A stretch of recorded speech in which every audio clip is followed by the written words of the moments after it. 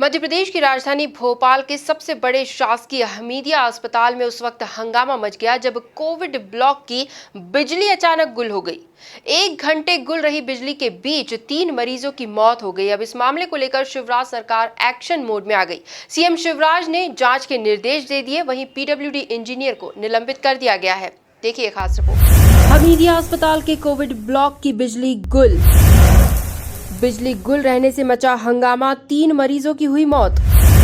हादसे के बाद एक्शन में आए सीएम शिवराज, संभागायुक्त को दिए जांच और कार्रवाई के निर्देश। पीडब्ल्यूडी इंजीनियर निलंबित, डीन और अधीक्षक को नोटिस दिया। दरअसल ये पूरा वाकया शुक्रवार शाम का है। शासकीय हमीदिया अस्पताल के कोविड ब्लॉक में शाम के करीब 5:45 बजे बिजली गुल हो गई।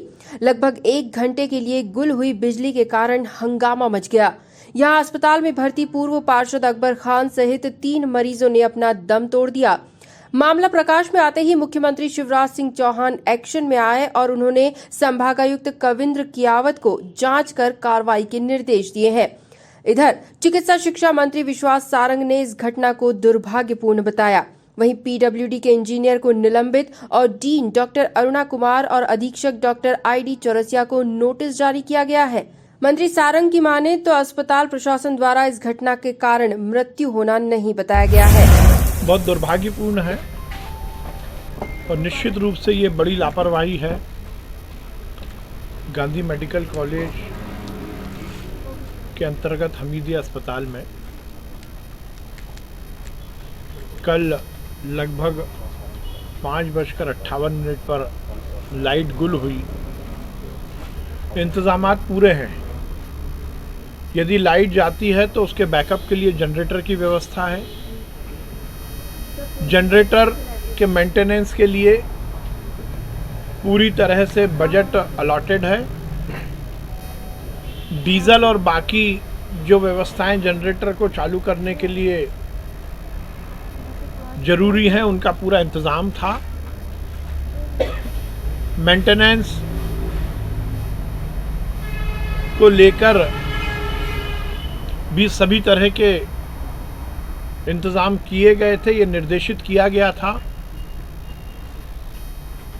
5:58 पर लाइट गई।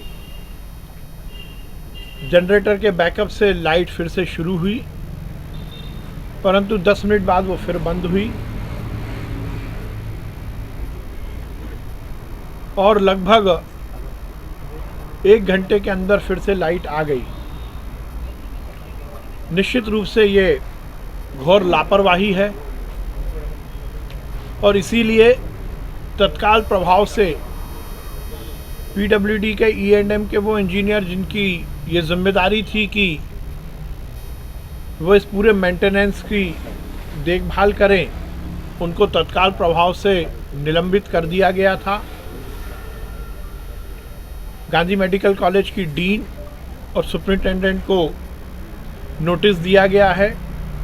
वो डॉक्टर जिसको सभी व्यवस्थाओं के चुस्त दुरुस्त होने का सर्टिफिकेशन देना था, उस पर भी कार्रवाई और उसको भी नोटिस दिया गया है। और आज माननीय मुख्यमंत्री जी ने निर्देश दिया है कि इस पूरे मामले की उच्च स्तरीय जांच होगी, क्योंकि मामला बहुत संवेदनशील है।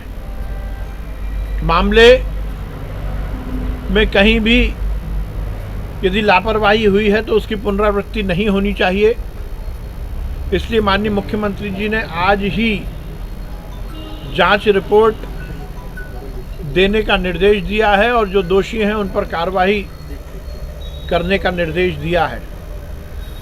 जहां तक मृत्यु की बात है, ये बहुत दुर्भाग्यपूर्ण है, परंतु अस्पताल प्रशासन ने जो रिपोर्ट दी है उसमें इस पूरी घटना के कारण किसी की मृत्यु नहीं हुई। जैसा मैंने कहा कि बहुत दुर्भाग्यपूर्ण है मृत्यु, परंतु तीनों मृत्यु जो है उनके बैकअप में जो वेंटिलेटर था उसका बैकअप था, क्योंकि 3 टियर सिस्टम है। पहला सिस्टम है MPV के माध्यम से लाइट अस्पताल में वार्डों में पहुंचती है।